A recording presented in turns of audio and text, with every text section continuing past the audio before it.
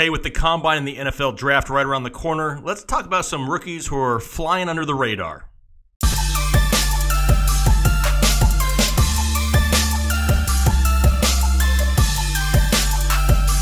What is going on, Headliner Nation? Welcome back. Next episode where we're talking rookies again. I had a pretty funny opening to talk about and to do and to maybe make you guys laugh, but as you can see, Kyle couldn't just quite pull it off. He couldn't hold it together long enough, and he was probably mad that I'm bringing it up because we got to discuss, hey, we'll just take it serious and we'll leave the funny one out. But I mean, we tried. We had a good opening, but we're going to use it in the future. Eventually, we're going to be able to just knock it out of the park on the first take. I'm glad you brought it up because people are probably wondering why I'm laughing over here. I mean, we had a good one planned, but we'll bring it back out. I'll talk him into doing it again. Today, we're going to be talking about a few rookies, each of us, that are flying under the radar. Some people's names who maybe you've heard of, but they're not the top names on everybody's draft board. But come draft time, they could be a total, benefit for your fantasy football team, whether you play fantasy football or not. Most things that we talk about here is fantasy related, but maybe it's just a need that your team has. These guys could be integral pieces of the NFL draft, and not a whole lot of people may know who they are. So we're each got, you got 4 people, Kyle? You got 4 people? Yes, sir. I got 4 people. So the last time I went to math class, that equals 8. So there's going to be 8 guys we're going to be talking about on this episode, 4 of us each, trying to give you guys a few names to pay attention to as the Combine and the draft come around. Maybe you'll have a little bit better understanding where these players are coming from. And now that Kyle has composed himself, now that he looks happy, I'm glad that he's happy, because if he wasn't happy, this show would be totally boring. But let's get into the first name, Kyle, before I have a reason to bring up what we were going to do again. So the first name I'm going to bring up is actually the former starting running back for the University of Tennessee, a guy that started over Alvin Kamara during his career, but now plays wide receiver at Baylor, or did anyway. Jalen Hurd, former running back, transferred to Baylor, converted to wide receiver. He's the guy that's not being talked about too much. Like I said, he started over Alvin Kamara. So at some point in time, they said this guy is better than Alvin Kamara. And I'm not saying that he is Alvin or better than Alvin Kamara in any way, shape, or form. That's just the way it worked out. But he's extremely athletic. This is a running back playing wide receiver. He's got a great build too for it. He's 6'4", he's 220 pounds. He's a big athletic guy. He needs to continue his transition though. And I think that's the biggest thing just holding him back at this point. He's only played wide receiver for 1 year. It was in the Big 12. It was a wide open spread offense like Baylor. He just needs to transition. He needs to learn the route tree, and he just needs to learn the wide receiver position better. It's going to be interesting to watch him at the Combine and see how he performs, to see how he looks in and out of his routes, to see how clean he is. Can he release from the defensive backs? All of these things. He's definitely a guy that if he can be drafted end of day 2, maybe day 3, depending on how the wide receiver pool plays out, which is going to be very strong in this class.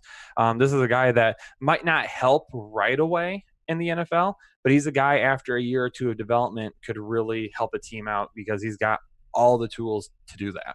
Yeah, and we've talked about this in past episodes too, the way the NFL is going right now, it's not just a one running back, backfield. Somebody who has the ability to play wide receiver and running back together kind of gives a lot of coaches, a lot of these young offensive coaches, young offensive coordinators out there that are trying to be sneaky and tricky with all these plays. It gives them the opportunity to put him in different types of packages. Like you said, he's got the experience on 2 different positions. He's somebody definitely to watch come draft season.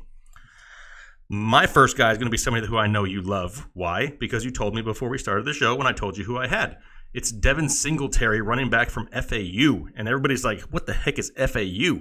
And you're right. A lot of people don't even know anything about Devin Singletary. The dude is 5'9", 200 pounds, has breakaway speed.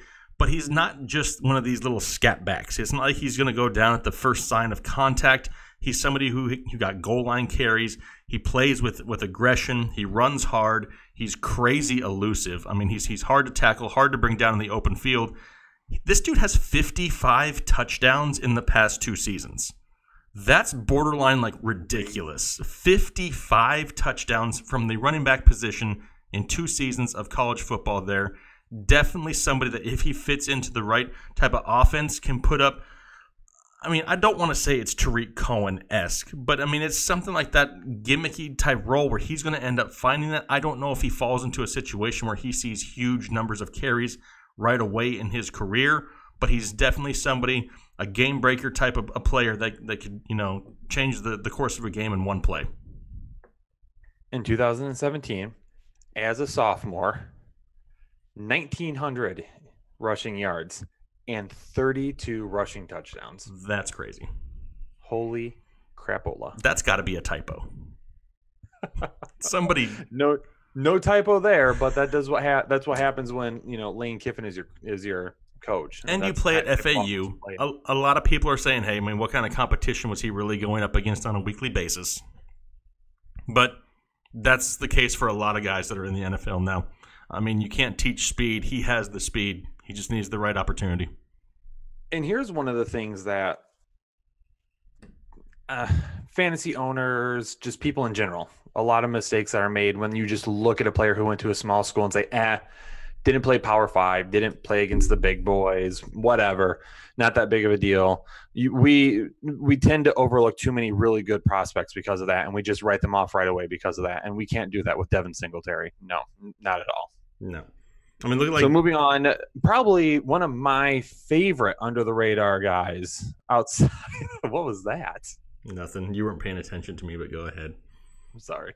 Hunter Renfrow, wide receiver out of Clemson. I actually just tweeted a little bit ago that I needed my friends and colleagues down at the Senior Bowl to stop tweeting videos of him because it was going to make my life difficult when we got to rookie drafts, because this is a guy I thought I was going to get a really nice draft day discount on. That might not happen anymore. He played in 53 games during his 4 years. So this is a guy that has started quite a bit, that has played in a lot of games. He has that it factor. He has that leadership factor. He has that, he's a proven winner.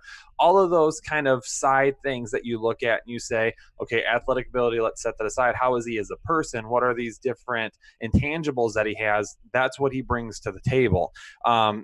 His release is great. I mean, this is a guy that is very quick in and out of his routes, little bursts of speed. He is the perfect slot receiver. He is going to play and be I don't want to say game changer, but he's going to be a very good weapon for a team that has two good outside weapons that defenses are going to have to pay attention to, because there's not going to be a lot of like linebackers that would be able to roll out with Hunter Renfrow and stick with him in those routes because of how quick he gets in and out of them.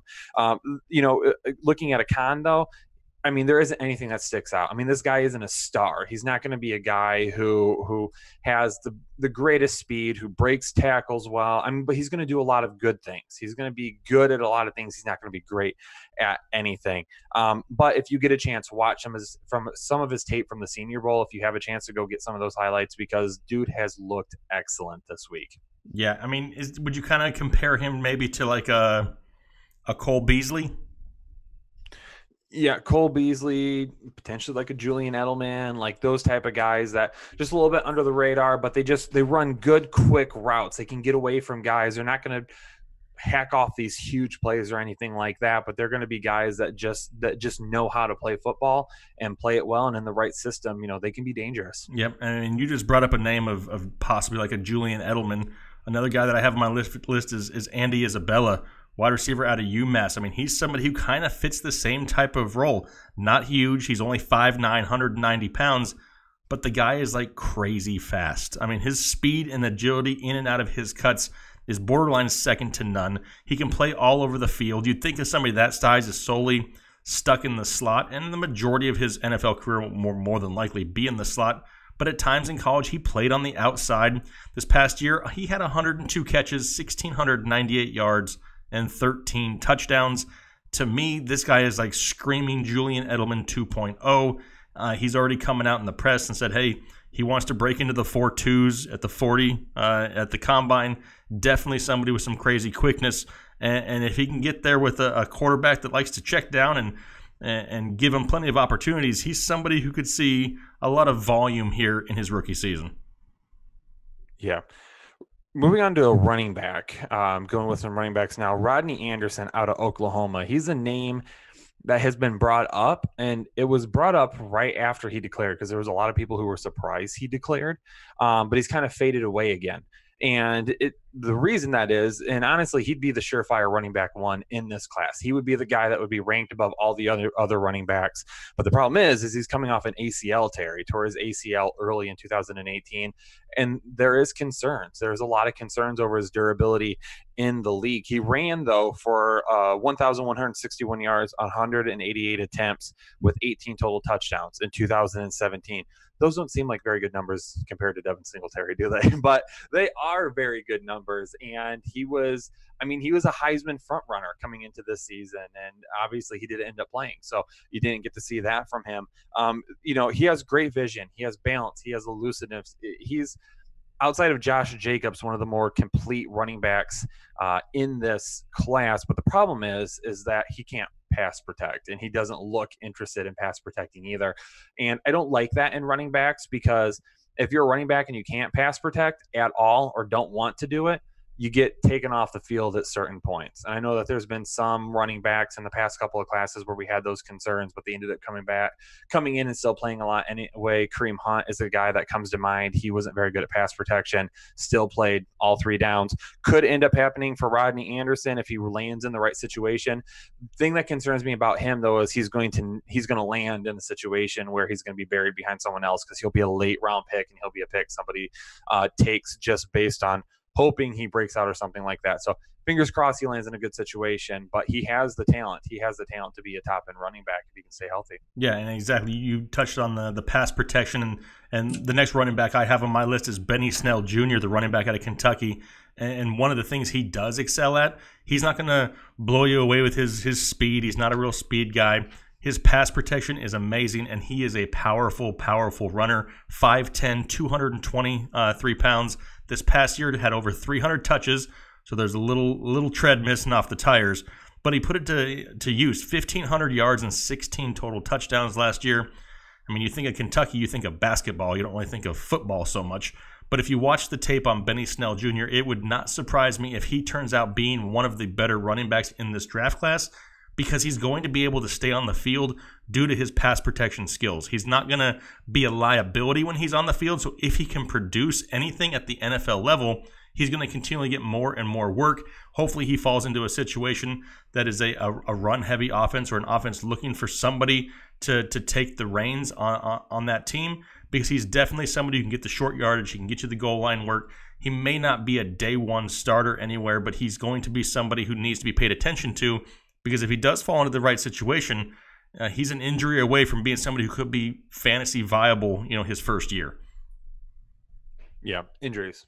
Keyword there, because we've seen a lot of them in the last 2 years. Injuries never happen. happen. Wide receiver for me. Do what? Injuries never happen. Who gets injured? It's 2019. Tyree Brady, wide receiver from Marshall. This is a guy that I own in some Devy leagues. For those of you that don't know what Devy leagues are where you actually have rosters with college players on them, and I'm in a couple of those. Really fun. Recommend that you try them out if you've never done them before. But Tyree Brady, wide receiver out of Marshall. This was a college recruit that had some really good offers and decided to play at Miami of Florida before transferring to Marshall. Here's the concern that I have with Tyree Brady. There was a lot of issues with him academically that go all the way back to high school. So what does that mean? Is that something we should be concerned about? I don't want to question his intelligence or anything like that, because maybe he just didn't care about school. So I don't want to pass judgment. I don't want it to sound like that. But is it a guy that we have to worry about learning the playbook, or being on top of, really working on things like that? It might not be an issue at all. I think it's just something that we bring up and we talk about, because that's what you do during this process with rookies. You talk about everything with them. He doesn't play that strong against opposing corners either. So if he has a real physical corner against him, he gets pushed out of bounds really easily.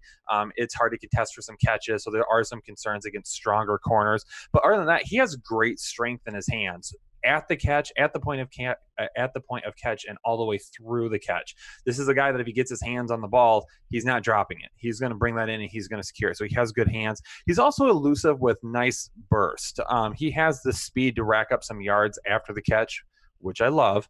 So this is a guy that after he catches the football, he really has the opportunity to get that burst of speed, get away from a defender, put some yards together. Really excited to see what he can do at the combine as well. Again, though, some of those concerns I brought up are really going to probably push him down in the draft a little bit. And if that happens, he could be a nice value pick. Yeah, absolutely. And talk about learning a playbook. Let's go to somebody who plays at Stanford. I think they're not going to have an issue learning the playbook. It's JJ Arcega-Whiteside, which is also fun to say. So that's a plus. He's automatically gets 1 bonus point right off the bat there. And watching tape on him, he kind of reminded me a lot of like a poor man's Mike Evans. He's 6'3", 225, not a blazing, quick wide receiver, but his strides, he's like a gazelle. Like he literally takes 4 steps and goes 30 yards in it. Like that's kind of what it looks like. So he doesn't look like he's moving very fast, but he's covering a lot of ground. He's great high pointing the ball, getting the 50-50 ball. He's going to make a very, very good red zone threat wherever he lands. He's somebody who probably doesn't get a whole lot of recognition. I mean, you don't think of Stanford football a whole lot unless you live on the West Coast. But he's definitely somebody who's going to make some noise. And if he can go to the combine and kind of showcase some of the skills that he has, make a few good catches, a few good plays, he's somebody who is going to definitely have value. First week of the season, he just needs to get an opportunity. That's going to be the biggest problem with him. Is he going to fall somewhere on a team that is not going to bury him on a depth chart? Because if he gets the opportunity, I think he's got a great opportunity to put up some decent numbers. I mean, that's great size, 6'3", 225, and decent speed. I mean, that makes a lot of money in the NFL. We said it in the other video, right? Opportunity, opportunity, opportunity. Sometimes it's more important than the skill set you have. Yeah, 100% agree. All right, well, those are 8, right? 4, yep. That's all 8 of them, of our guys who we have flying under the radar so far. There's going to be more. As we get closer to the combine and to the draft, we're going to be breaking down more and more names. So don't go out there and say, well, I can't believe you guys didn't talk about so-and-so. Give us a chance. We will. If we brought them all up in one video, it would be 2 hours long and nobody would watch it. So we're trying to keep them a little bit quicker here for you guys, trying to keep them a little less intrusive, trying to give you guys an opportunity to check out multiple videos when you have time. I know I appreciate the support. Kyle appreciates the support. It's written all over his face. See? Thumbs up to you guys and a smile. Wow. That's impressive. You literally just... I do love Headliner Nation. Yes. Well, yes, we all do. See? We're all sporting the support. See? Even Kyle's got it too. Perfect. Well, hey, we appreciate... Okay. Sorry about that. Go ahead. Anyway, we really appreciate you guys. Make sure you guys are following Kyle on Twitter at krich1532. Follow me also, just to be nice, at Fantasy Headliners, FNTSY Headliners. We really appreciate you guys' support. Make sure you check out the other videos. We have a ton of them coming up here in the off season. Looking forward to it. You guys have a good rest of your week. We'll talk to you later. Thanks.